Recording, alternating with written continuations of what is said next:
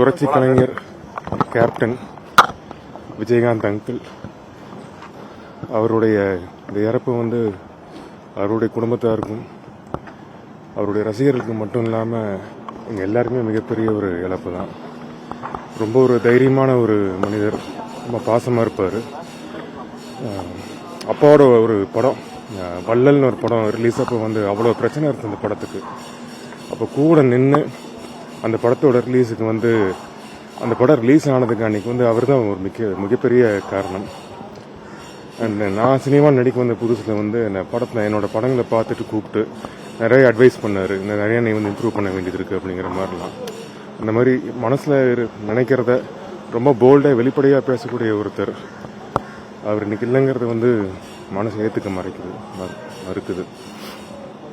இந்த நேரத்தில் அவருடைய குடும்பத்தாருக்கும் ரசிகர்களுக்கும் எல்லாருக்கும் என்னுடைய ஆழ்ந்த இரங்கலை தெரிவிச்சுக்கிறேன்.